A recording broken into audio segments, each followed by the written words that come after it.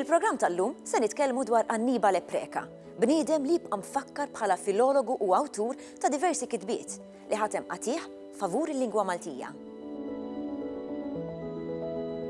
Annibale Preka twieled ħallija fit-22 ta' Marzu 1832.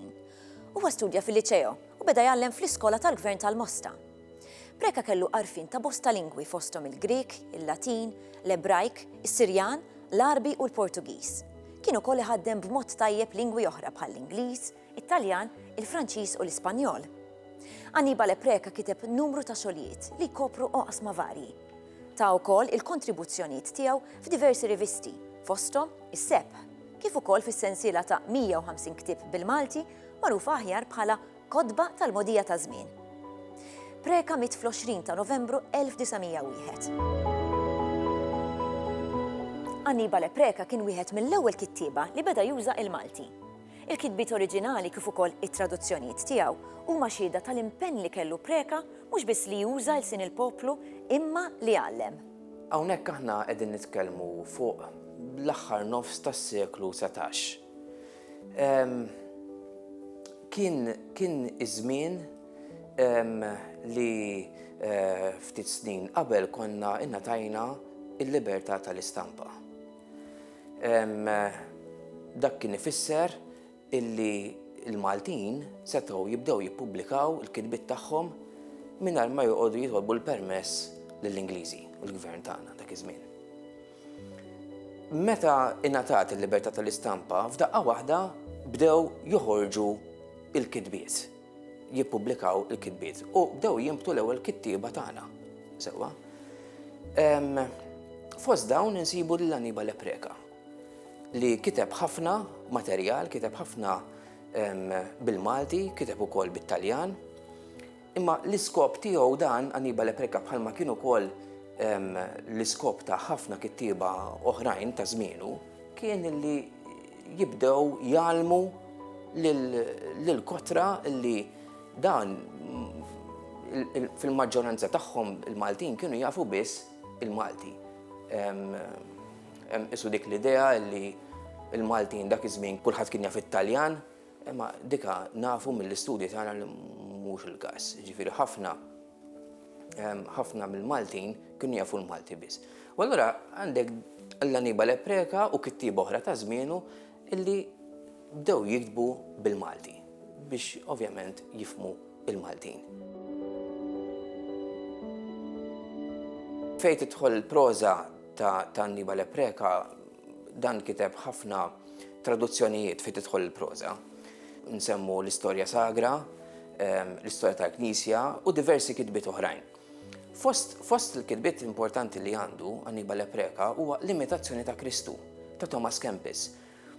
Dan huwa ktieb l-oriġinali ġifieri, ktieb antik ħafna li huwa magħruf fid-dinja Kattolika kważi tista' tgħid daqskemm hija magħrufa l-Bibja. U Annibale Preka dan qalbu għamlu bil-Malti. Dan il-ktieb tant għamel suċċess illi għadu joħroġ sal-lum. Ġifieri joħorġu edizzjonijiet differenti tiegħu u dejjem jużaw il-traduzzjoni ta' Annibale Preka. Il-ħasra hi illi f'dawn l-edizzjonijiet m'hemmx ismu Annibale Preka li hu traduttur tiegħu, għaliex għax Annibale Preka kien ġab ismu bħala traduttur fl-ewwel edizzjoni biss. Imbagħad minn hemm il-qudiem ismu ma baqax jidher. Preka beda jikteb ukoll il-ħrejjef. Għandu diversi ħrejjef bil-Malti. Issa, ħafna minn dawn il-ħrejjef ma ħoloqhomx mhumiex oriġinali huma meħudin mill-ħrejjef ta' Eżopu, dawk illi llum jafhom kulħadd. Però dak iż-żmien dawn ma kinux jafuhom it-tfal dawn il-ħrejjef għax it-tfal ħafna mit-tfal dak iż-żmien it-Taljan ma kinux jafuh. Kienu jafu biss il-Malti. Allura ma kinux esposti għal dawn it-tip ta' ħrejjef illi kienu jkunu f'kotba, kont isibhom dak iż-żmien ma kienu jkunu f'kotba bit-Taljan. Allura Annibale Preka x'għamel? Annibale Preka dawn beda jittraduċihom bil-Malti. Interessanti huma ħelwin dawn għax hu dik il-ħaġa Annibale Preka li baqa' magħruf ħafna għaliha, anka kritiċi li kitbu fuqu, kienu dejjem ifaħrulu dak l-element tiegħu illi hu jikteb b'mod sempliċi li jinftiem u kellu Malti vera sabiħ Annibale Preka. U daw kienu jkunu stejjer divertenti, ħafna drabi l-protagonisti huma l-annimali. Imma mbagħad dejjem dik it-talima fl-aħħar sewa l-ħrafa. Issa dawna it-talimiet naturalment kellhom l-iskop biex wieħed jgħix b'mod tajjeb għax kellhom dak l-iskop morali u x'hekk. Imma kien hemm ukoll xi drabi kritika u x'hekk lejn il-klassijiet sinjuri pereżempju u nkella l-awtoritajiet illi ħafna drabi kienu jqisu lil Maltin il-foqra bħala dubbien li wkoll jumiljawhom. Issa se naqraw silta minn Ħrejjef, ovvero saggio di favole morali in verso. L-ewwel parti nkitbet minn Annibale Preka u t-tieni parti minn Gian Anton Vassallo. U llum se naqraw il-poeżija Il-ġemel u l-barri. Il-ġemel xinra l-barri rasu mżejna b'żewġ qrun twal u miskin għalkemm kbir daqsu għandu ġbinu jkun battal. Talab mela l-alla tagħhom li nnibbitlu żewġ tiqrun għax la kbiru jiflaħ daqsu bħalu mżejjen għandu jkun. Iżda dak mhux biss le semgħu ma minn fuq widneħ ħassarlu li tisewwi dak li kellu u minn fuq dana tħassarlu. Sabarħu b'xortik jaħija, xorti xejn tixtieq aħjar għaliex bosta drabi jiġri lassi pruħek u wisqar. Preka ħadem ma' diversi nies, fosthom ma' ex-student tiegħu, Alfons Maria Gallia. Annibale Preka naħseb li l-ewwel kollaborazzjoni li kellu kienet ma' Gian Anton Vassallo. Darba Annibale Preka kien kiteb xi poeżiji u kien ippubblikhom f'gazzetta tal-ħabib tal-Maltin u li kienu ġibdu l-attenzjoni ta' Gian Anton Vassallo. U dan kien stiednu biex joħorġu ktib flimkien. Ġifieri naħseb dik kienet l-ewwel kollaborazzjoni ta' Annibale Preka ma' kittieb diġà magħruf. Però ma kienx l-unika. Naħseb li l-ikbar kollaborazzjoni mbagħad li damet għal ħafna snin kienet ma' Alfons Maria Gallia. Dan Annibale Preka kien jalmu lil Alfons Maria Gallia, kien l-allim privat tiegħu terġa', mhux kien jalmu fi klassi, kien l-allim privat tiegħu u ta' ħutu żgħar l-oħrajn. Fil-fatt Alfons Maria Gallia kien sar iħobbu ħafna, kien isu sieħuh dan, insomma. U jgħid Alfons Maria Gallia illi kien Annibale Preka li kien għalmu jaqra u jikteb u li kien taħu ukoll dik il-ħeġġa għal-Malti biex jibda jħobb il-Malti jikteb anke bil-Malti. Fil-fatt Alfons Maria Gallia għandu dik is-sensiela famuża ħafna, il-kotba tal-modija ta' żmien, u Annibale Preka nsibu li għandu ħafna kotba wkoll f'din is-sensiela li huma tiegħu. Min barra l-proża, Annibale Preka kien jikteb ukoll il-poeżija. Il-poeżija kienet għadha qed taqbad bil-Malti. Ġifieri inti meta tkun kittieb dak iż-żmien fi żmien Preka, inti kważi jaqqas biss jgħaddilek minn moħħok li ħatibda tikteb bil-Malti, poeżiji bil-Malti. Isu b'mod awtomatiku xi ħadd letterat kien jikteb bit-Taljan, inkluż il-poeżija. Però kellek xi poeti li bdew jimbtu dak iż-żmien. U għandek ukoll l-Annibale Preka li kien wieħed minn tal-bidu. Kiteb Ħrejjef, versi ċajtira, versi ta' natura biografika, oħrajn ta' tifħir lin-nies li kienu magħrufin fi żmienu. Niftakar f'poeżija ta' Annibale Preka kien iddedika lil Prinċep Alfredu li kien iben ir-Reġina Vittoria. Sewa dak kien ġie Malta u Annibale Preka kiteb poeżija ta' tifħir għal dan il-prinċep, insomma.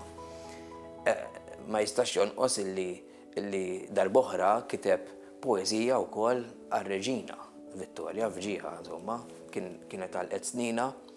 Din kienet ir-Reġina ta' Malta wara kollox. U Annibale Preka kellu rispett lejn l-Ingliżi. Minn barra dawn insibu wkoll xi poeżiji ta' natura reliġjuża. Issib ħafna poeżiji ta' dan iż-żmien bil-Malti, imma anke bit-Taljan li huma ta' natura reliġjuża. Ma ninsewx li dak iż-żmien il-Knisja kellha sem ċentrali f'Malta. Ġifieri issib ħafna poeżiji u Annibale Preka kiteb ħafna poeżiji reliġjużi. Kellu dan it-talent Annibale Preka li jikteb il-versi, li jikteb il-poeżiji u użah anki biex jeżalta ir-reliġjon Kattolika. Fost l-oħrajn, Annibale Preka għandu sensiela ta' poeżiji li huma fuq il-litanija tal-Madonna. Nafu l-litanija tal-Madonna din hija talba popolari ħafna fil-Knisja fejn teżalta tfaħħar lill-Madonna, muxebba, sultana tas-sema, eċetera. Għandek diversi versi ta' tifħir. U Annibale Preka x'għamel qabad kull vers minn dawn. U kiteb poeżija fuq kull wieħed minnhom.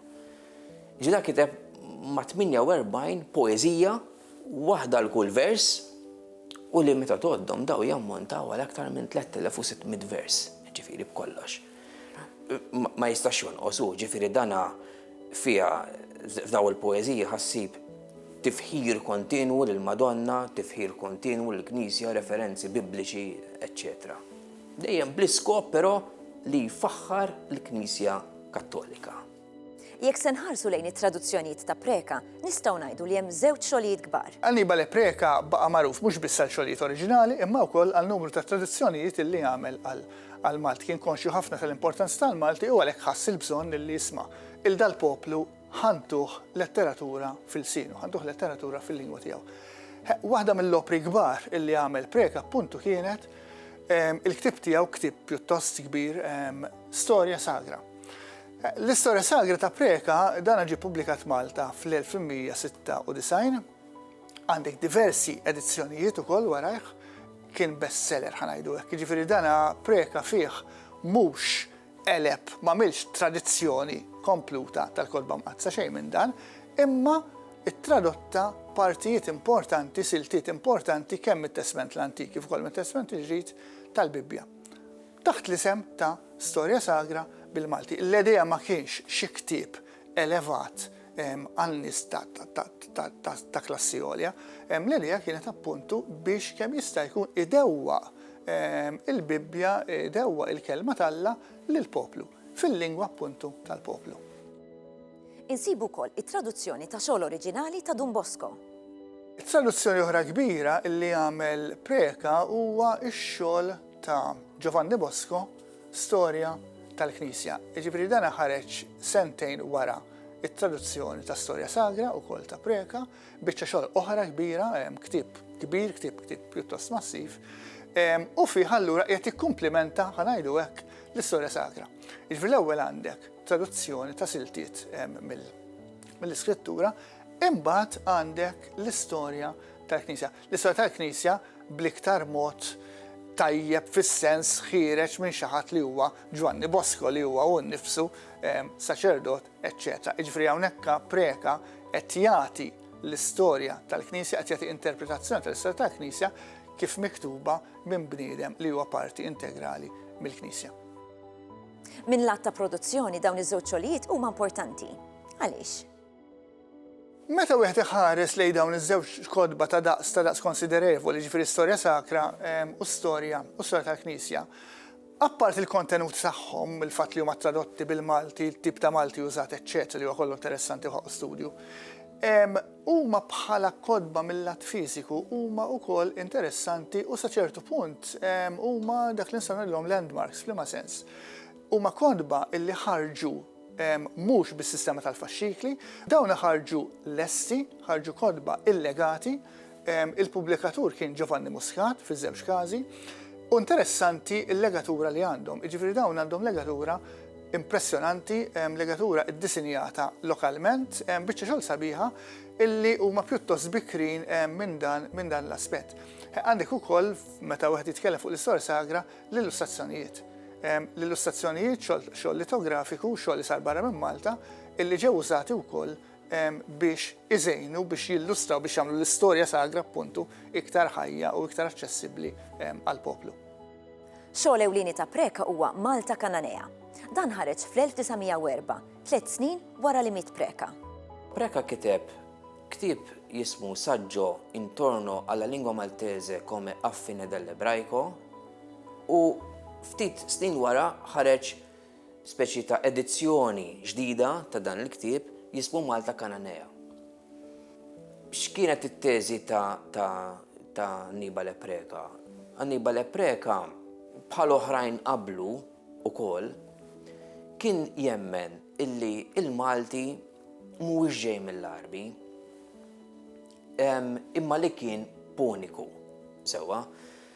Fil-verità aħna sa dak iż-żmien il-puniku kien għadu il-sin li ftit li xejn nafu fuqu. Anki llum għadna ftit li xejn nafu fuq il-lingwa punika.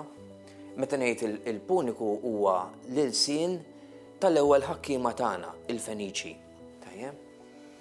Issa Annibale Preka kien wieħed minn dawk illi jgħidu illi il-Malti kien ġej minn hemmhekk, minn dak iż-żmien, minn l-ewwel ħakkiema tagħna ta' Malta.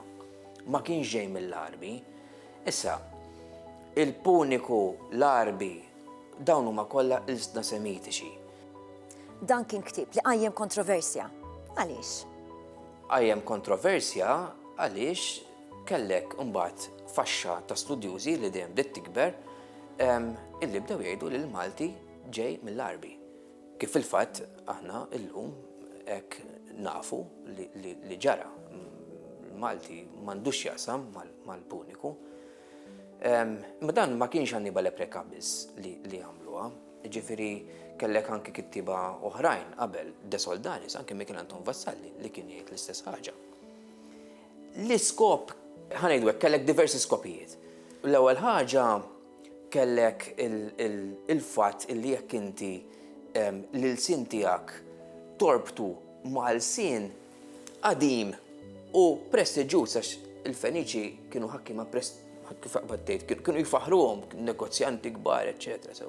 Allura jekk inti ħadd titfa' il-lingwa tiegħek li l-Malti dak iż-żmien kien għadu magħruf bħala sempliċi dialett, sewwa, ma kellux dak il-prestiġu, ma kellux valur.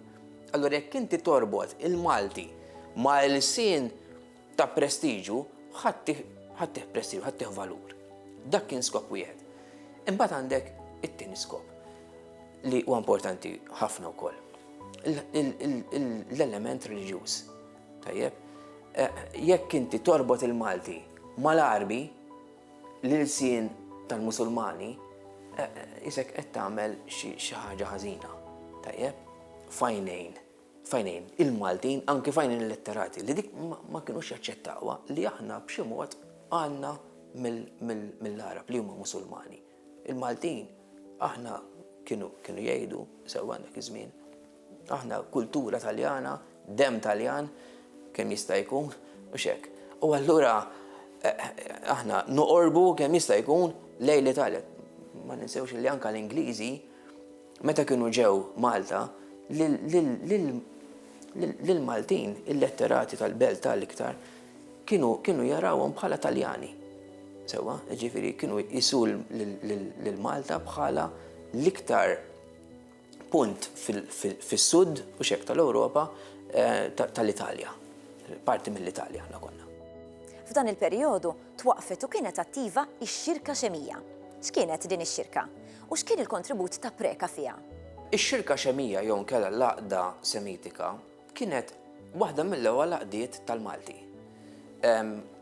Kellek numru ta' kittieba li kienu jiktbu dak iż-żmien u dawn ingħaqdu flimkien u kellhom skop speċifiku li l-ewwel net li jippromuovu il-kitba bil-Malti u t-tieni li joħolqu wkoll alfabet standard.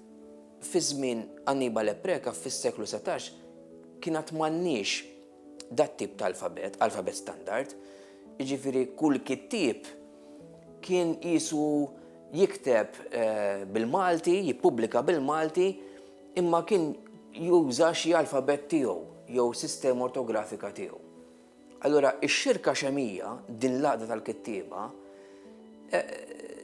ridet tipprova taqqat il-kittiba biex kulħadd jibda jikteb l-istess. Dan kien fi żmien ukoll meta f'Malta kien hawn kwistjoni tal-lingwa, il-famuża kwistjoni tal-lingwa. Kellek naħa li kienu jemnu beħġarhom illi t-Taljan huwa l-iktar il-sien importanti għaw Malta, u n-naħa l-oħra dawk li kienu jemnu illi l-Ingliż kien l-aktar il-sien importanti għaw Malta, u l-Malti jiżeffem fin-nofs. Allura x-xirka xemija kienet daqsxejn f'pożizzjoni skomda fil-fema tiegħi, għax la redet ixxellifa ma' naħa u lanqas ma redet ixxellifa ma' naħa l-oħra. Huma dejjem kienu jirrikonoxxu il-Malti bħala l-iktar il-sien importanti. L-oħrajn il-kol importanti, imma l-sien tal-Maltin għax-xirka xemija kien il-Malti.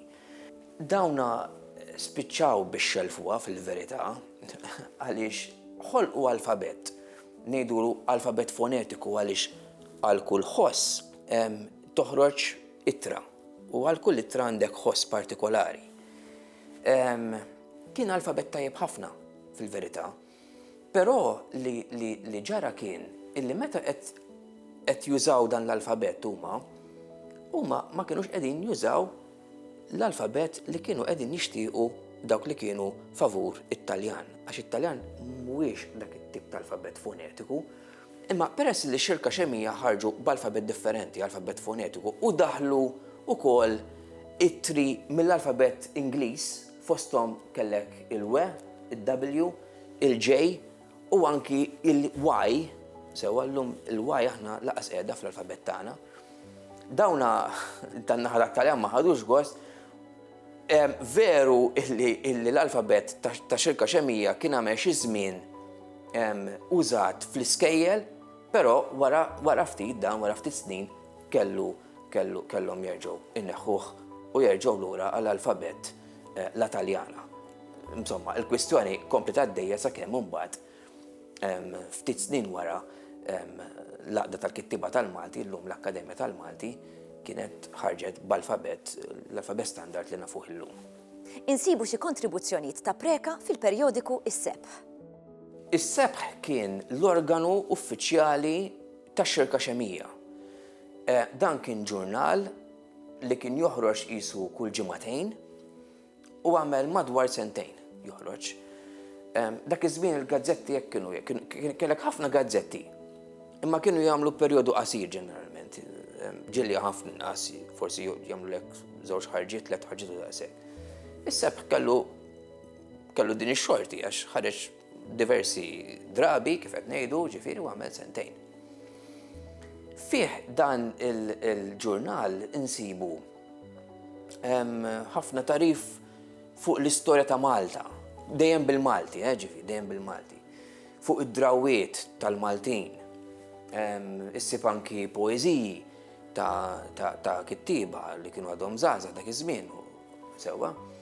Annibale Preka kien jikteb fih ukoll u kien jikteb regolarment fih dan, bħalma kienu jgħidu wkoll kittiba kif qed ngħidu li kienu membri tax-xirka xemija wkoll bħal Dwardu Kakija, Pawlu Bellanti, Napoleon Tagliaferro u oħrajn.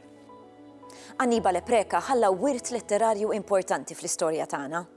Nies bħal Preka għandhom tendenza jintilfu fl-istorja u għalhekk huwa importanti li xogħlijiet bħal dawn jerġgħu jieħdu l-ħajja. B'hekk wasalna fit-tmiem programm ieħor. Narawkom il-ġimgħa d-dieħla.